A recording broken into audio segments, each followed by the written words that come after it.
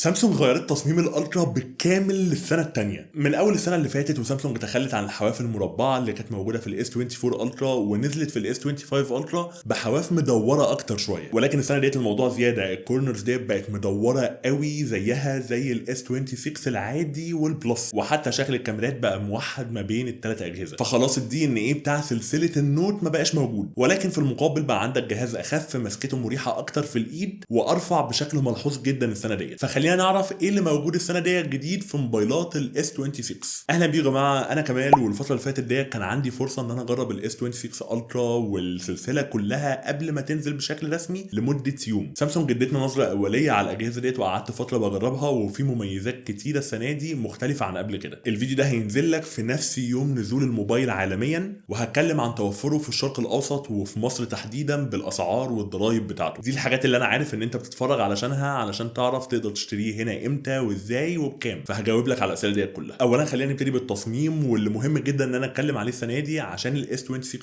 الترا بالنسبه لي بقى زيه زي البلس. حقيقي لما تيجي تحط الجهازين جنب بعض هيبقى صعب تعرف مين فيهم مين في الاول، بعيدا عن حجم الاجهزه نفسها. ده مش بالضروري حاجه وحشه، بل بالعكس التصميم دوت بيعجب ناس اكتر بكتير. ولكن انا عارف ان محبين سلسله النوت، واللي انا كنت واحد منهم، كانوا بيحسوا بحاجه من النوت دوت. فالشعور دوت السنه اللي فاتت ابتدى يختفي واحده واحده، والسنه دي ما بقاش موجود خالص. الحواف المدوره دي بتخليه فعلا مريح اكتر في الايد، بتخلي مسكته ما بتوجعكش قوي، وبصراحه بتخليه متناغم اكتر كشكل مع باقي السلسله. حتى الاس بن على فكره احتاج ان هو يغير في نفسه، وبقى الحرف بتاعه كده من ورا مدور برضه علشان ياخد نفس الانحناءه بتاع جسم الموبايل. فهتحتاج تاخد بالك السنه دي وانت بتحط القلم تاني في الجهاز علشان تحطه في الاتجاه الصح. ما فيهاش مشاكل خالص لو حطيته بالمقلوب، ما فيهاش غلط على الجهاز او على الاس بن، ولكن علشان يبقى شكله واخد نفس الانحناءه مع جسم الجهاز. سمك الجهاز السنه دي 7.9 ملم، ودوت ارفع بشكل ملحوظ عن السنه اللي فاتت، وده اللي تسبب لنا برضو ببروز الكاميرا شويه. عندنا 4 الوان السنه دي، انا كنت بجرب اللون الاسود، ولكن اللون المميز جدا فيهم هو الكوبلت فايلوت، بالعربي بنفسجي ارجواني عادي جدا، هو الدرجه اللي ورايا ديت. شفناها قبل كده مع سلسله الاس 24 تقريبا. عندك برضو سكاي بلو اللي هو لبني فاتح، وعندك طبعا اللون الابيض واللون الاسود. تعال نتكلم بقى على الحاجه الجديده المختلفه اللي كل الناس متحمسه لها بسبب التسريبات، واللي هي كانت صح. البرايفسي ديسبلاي، الشاشه اللي بتخليك انت بس اللي شايفها واللي حواليك مش شايفها. بجد البرايفت ديسبلاي السنه ديت هي اكتر ميزه، حاجه جامده، حاجه مختلفه ما شفناهاش قبل كده. دلوقتي الميزه ديت موجوده حصري للاس 26 الترا بس، لان هي حاجه في الهاردوير، فمش هتوصل لك بتحديث، مش هتوصل للاس 26 والاس 26 بلس. حتى هي ميزه في اقوى موبايل عند سامسونج، بتتصرف زي السكرين بروتكتور اللي انت كنت بتحطها على موبايلك والناس اللي جنبك ما تعرفش تشوف شاشه الموبايل. ولكن في كذا ميزه زياده. اولا ان انت ممكن تقفلها وتشغلها براحتك، مش مجبر ان هي تفضل شغاله على طول. دي لوحدها بجد نقطه حلوه جدا، لان انت مش بس بتشغلها وتقفلها بنفسك، انت ممكن كمان تظبطها ان هي تشتغل اوتوماتيكلي مع نفسها اول لما تفتح ابلكيشن معين. فلو انت بتتكلم على واتساب ومش عايز حد يشوف المحادثات ديت، لو انت بتبعت تحويل على انستا باي، او بتفتح ابلكيشن البنك بتاعك ومش عايز بياناتك تكون باينه للناس اللي حواليك، تقدر تظبط ان البرامج ديت يشتغل معاها البرايفت ديسبلاي بشكل تلقائي تماما من غير اي تدخل منك. فبجد هي ميزه حلوه. ومش شرط كمان لما تفتح ابلكيشن معين، ممكن تظبطها ان هي تشتغل مع اشعارات معينه، لما حد يبعت لك حاجه تشغل البرايفت ديسبلاي. اكتر سؤال الناس كانت بتخاف منه، هل هي بتقلل في الاضاءه بتاعه الموبايل زي السكرين بروتكتور ما بتقلل؟ هبقى بكذب عليك لو قلت لك ان هي ما بتقللش او ما بتعملش اي تاثير خالص، ولكن التاثير صغير قوي. بالتالي انا ما اظنش ان هي هتفرق قوي لما تيجي تستعملها تحت الشمس بشكل مباشر. ولكن طبعا هتكلم عن الموضوع ده بالتفصيل اكتر لما اقعد مده اطول مع الموبايل واعمل لكم المراجعه الكامله. انا قعدت فتره طويله جدا بلعب بالبرايفت ديسبلاي ديت في اليوم اللي انا جربت فيه الموبايل، فبجد ديت واحده من اكتر الحاجات المختلفه اللي انا مبسوط انها شفتها، لان هي مش مختلفه لباب الاختلاف بس، لا هي ليها استعمالات عمليه فعلا. تعال نتكلم بقى على الاداء والمعالج بتاع الموبايل، لان النسخ اللي هتنزل لنا في الشرق الاوسط والوطن العربي دوت دايما بيبقى اكتر سؤال عنها. هنشوف السناب دراجون ولا هنشوف الاكسينوس بتاع سامسونج؟ بالنسبه للاس 26 الترا فاحنا هنشوف السناب دراجون 8 اليت جن 5 4 جالاكسي. بمجرد ما بتسمع الاسم ده خلاص فانت بتطمن، بتبقى مبسوط جدا ان المعالج سناب دراجون، لان ناس كتير فعلا بتحبها بشكل مبالغ فيه. انا بصراحه بشوف فعلا ان هي تستاهل الحب دوت، ولكن المنافسين برضو شدوا حيلهم جامد جدا، وسناب دراجون ما بقتش متقدمه عن المنافسه زي زمان. ولكن لما تيجي تتكلم على الجرافيكال باور بتاعه الجهاز، لما تيجي تتكلم على القوه عموما بتاعه الموبايل، فانت هتبقى مطمن للاس 26 الترا لمجرد ان هو فيه المعالج ده. وهنجرب طبعا البطاريه والحراره والحاجات دي كلها مع المراجعه الكامله زي ما قلت لك. لكن اللي كان صادم بالنسبه لي جدا السنه ديت هو الاس 26 والاس 26 بلس، لان سامسونج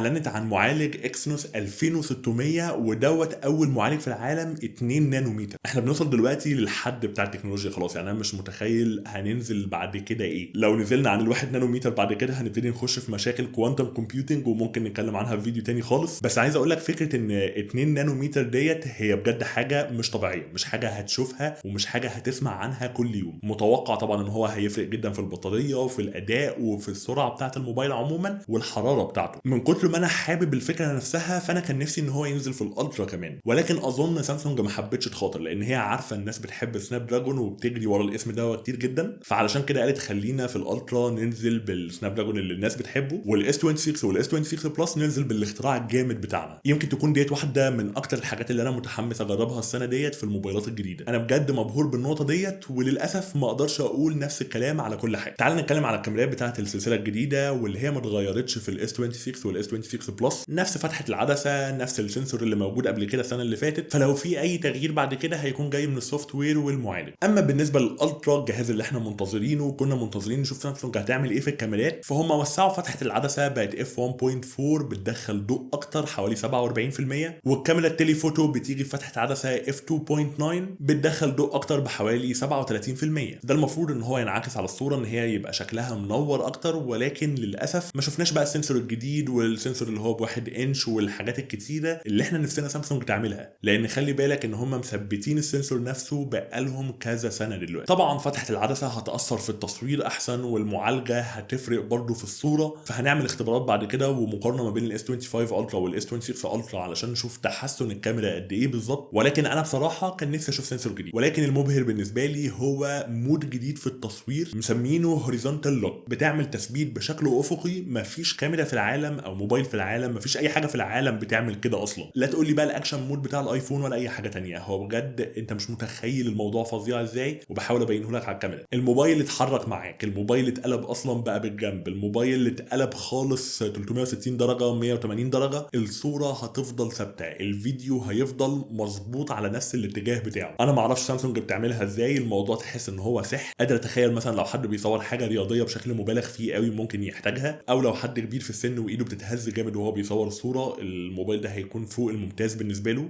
بس فعليا انا مبهور بالحته اللي انا شفتها دي. طبعا ما نقدرش نتكلم في 2026 على موبايل جديد من غير ما نتكلم على الاي اي والذكاء الاصطناعي، خصوصا لما تكون بتتكلم على سامسونج اللي هي دايما بتكون متقدمه شويه في الحته ديت. السنه اللي فاتت الاس 25 الترا كان مركز قوي على الموضوع دوت، الاس 26 الترا واخدها خطوه كمان لقدام. اكتر حاجه انا شايفها بتفرق جدا مع المستخدم هي استعمالات الصور. دلوقتي الصور انت مش شرط بس تمسح ناس من الصوره او تقص حد من غير ما يبان ان هو مقصوص، واللي احنا انبهرنا بيها جدا لما اتعملت حلوه قوي السنه اللي فاتت في الاس 25 الترا. كلنا شفنا الصور بتاعت ان شخص بيخبي نص وشه والاس 25 الترا بيرجع النص دوت عادي جدا. الاس 26 الترا بقى واخد الموضوع لناحيه ثانيه خالص، انت بتكلمه ببرومبت، بتكتب له كانك بتكلم تشات جي بي تي او جوجل جيميناي، وهو بيعمل التغييرات اللي انت بتقول له عليها في الصوره. يعني انت ممكن تقول له التيشيرت دوت لونه مش عاجبني غيره للون الازرق، هيقوم مغيره للون اللي انت عايزه ومحافظ عليه. بعد كده تقوم كاتب له بس ان انت عايز تغير الخلفيه وتحطني في الاهرامات او تحطني في باريس، تحطني في اي مكان انت عايزه، هيقدر يعمل دوت برضه. بل الاجمد كمان ان انت مثلا ممكن تاخد صوره تانية انت مصورها لمج او لمنتج انت ماسكه وتكتب في البرومبت بتاعك انا عايز الشخص ده يمسك المج ده، هتلاقيه برضه عمل التغيير ده. فانت مش بس محكوم بالصوره اللي انت بتعدل عليها دلوقتي، لا هو انت ممكن تضيف اجزاء من صوره تانية. واحلى حاجه ان الموضوع مجاني، فانت بتاخد ليفل عالي جدا وفي نفس الوقت مش بتدفع فلوس علشان. من المميزات الجديده بتاعت الاي اي برضه ان هم عاملين كرييتيف ستوديو، تقدر تبعت له صوره واحده ليك ومن الصوره ديت تقدر تعمل مجموعه استيكرات مش استيكر واحد. يعني انت ممكن مثلا تبعت له الصوره اللي انت صورتها دلوقتي وتقول له ان انت عايز الستايل بتاعها يكون كرتوني، فهو هيجنريت وهيعمل مجموعه استيكرات كتيره بمشاعر مختلفه بتعبر عن الغضب، بتعبر عن الزهق، بتعبر عن الضحك، الحاجات ديت كلها بنفس الستايل الكرتوني اللي انت محدده او اللي انت طالبه منه. وتقدر تغير الستايل دوت تخليه حاجه 3 دي او تخليها حاجه كانها مرسومه، بتقدر تغير في الشكل براحتك. انا شايفها حاجه لذيذه قوي بصراحه. في مميزات تانية كتيره ليها علاقه بالاي اي، منها التعامل بتاع الايجنتك اي اي، وديت معناها من الاخر ان الذكاء الاصطناعي بيبقى عارف كل حاجه في استعمالك للموبايل. فلما تتكلم مع حد مثلا ويقوم قايل لك ابعت لي الصور اللي صورناها امبارح، هو هيكون عارف الشخص اللي انت بتكلمه وهيكون عارف بيتكلم على انهي صور في الجاليري بتاعتك ويقترح عليك بنفسه ان نبعت الصور ديت. الموضوع ده كله بيتعمل على موبايلك نفسه مش بيتبعت للسيرفرات، فالداتا بتاعتك في امان جدا. مميزات كان موجود شبهها قبل كده السنه اللي فاتت في الاس 25 الترا، ولكن السنه ديت واخدينها تنقلها لمستوى ابعد وليفل اعلى. اللي انا شايفه ان الحاجات الجامده ديت اغلبها مش بتشتغل في الوطن العربي، وغالبا بتكون شغاله مع لغات معينه بس، فعلى قد ما انا بتبسط بيها ولكن ما اقدرش اقول ان هي مفيده قوي بالنسبه لنا احنا هنا لحد ما اجربها بنفسي واشوف قد ايه شغال منها. انما مميزات تعديل الصور كلها والاستيكرات كلها اللي هي الحاجات اللي انا حبيتها بصراحه دي موجوده في الموبايل في الوطن العربي عادي. تعال نتكلم على البطاريه بتاعه الموبايل واللي هي حجمها 5000 ملي امبير. للاسف ما استعملوش بطاريات سيليكون كربون، فما شفناش الاحجام الكبيره بتاعه ال 7000 و 8000 ملي امبير، ولكن اخيرا سامسونج سمعت لنا ونزلت لنا سرعات اعلى في الشحن. الموبايل ده بقى يدعم سرعه شحن 60 واط، ده معناه ان انت تشحن الموبايل من 0 لحد 75% في نص ساعه بس، مقارنه بال 45 واط اللي كانت موجوده عندنا السنه اللي فاتت. وسرعه الشحن اللاسلكي كمان اتطورت بقت 25 واط بدل 15 واط. كان نفسي ان احنا نشوف دعم التكنولوجيا تشيك جديده اللي هي زي الماك سيف من الاخر، ان الموبايل يشحن لاسلكي بشكل مغناطيسي زي الايفون، لكن للاسف الموبايل نفسه ما فيهوش مغناطيس، ممكن تشتري له كفر بيعمل دوت. فانا مبسوط جدا بتطور في سرعه الشحن، متفائل من المعالج مع البطاريه، ولكن كان نفسي ان انا اشوف نوع بطاريه جديد. السيليكون كربون كان هيفرق جدا في احجام اكبر بكتير. النسخ اللي موجوده عندك هي 12 جيجا رام مع 256 جيجا بايت ذاكره داخليه او 512 جيجا بايت ذاكره داخليه، ولو حبيت تعلى اكتر فانت ممكن تشتري نسخه 16 جيجا رام مع 1 تيرا بايت ذاكره داخليه. الثلاث نسخ هتكون متوفره في مصر، وبالمناسبه السلسله كلها هتتصنع في مصر سواء الاس 26 او الاس 26 بلس والاس 26 الترا. الحجز المسبق بتاع الموبايلات ديت هيبتدي من بكره يوم 26 فبراير لحد 4 مارس. للاسف وقت تصوير الفيديو معيش الاسعار الرسميه بتاعت الموبايلات، ولكن انتظر عرض تقسيط. سامسونج ما وضحت لناش على كام شهر، ما وضحت لناش المده بتاعته، ولكن في عرض تقسيط هيكون جاي على الموبايلات ديت. اتمنى جدا ان هو يكون نفس عرض ال 24 شهر اللي كان موجود قبل كده. الاسعار الرسميه انا متوقع ان هي تكون زي السنه اللي فاتت 5100 درهم او 5400 ريال للاس 26 الترا. في مصر هنا اتوقع ان هو السعر هيكون ما بين ال 70 ل 75 الف جنيه، وده هيكون صفقه احسن كتير، لان خلي بالك ضرايب الموبايل دوت عامله 27 الف جنيه. فلو الموبايل فعلا نزل في فئه ال 70 الف جنيه انا شايف ان هو هيكون صفقه تحفه جدا في مصر، لان ساعتها هيكون تقريبا بنفس سعر الامارات والسعوديه، فمش هتقدر تجيبه هنا بشكل ارخص من كده. ولكن علشان نبقى واقعيين اكتر شويه مع الضرايب اللي موجوده عليه ديت هو ممكن يوصل ل 80 الف. فانا اتمنى ان هو ما يعملهاش، اتمنى ان سامسونج تفضل تحت رينج ال 75. بس لحد دلوقتي الكلام ده كله توقعات. الاسعار الرسميه هكتبها لك اول لما تنزل. زي ما قلت لك تقدر تحجزه بكره من 26 فبراير لحد 4 مارس. استمتعت جدا بتجربتهم، ولكن متحمس اكتر ان انا اعمل لك مراجعه كامله. فقول لي في الكومنتات انت منتظر تعرف ايه اكتر عن الاجهزه ديت، وما تنساش طبعا تتابعني. وبس كده، كالمعتاد كان معاكم احمد كمال، استنوني في الفيديو الجاي.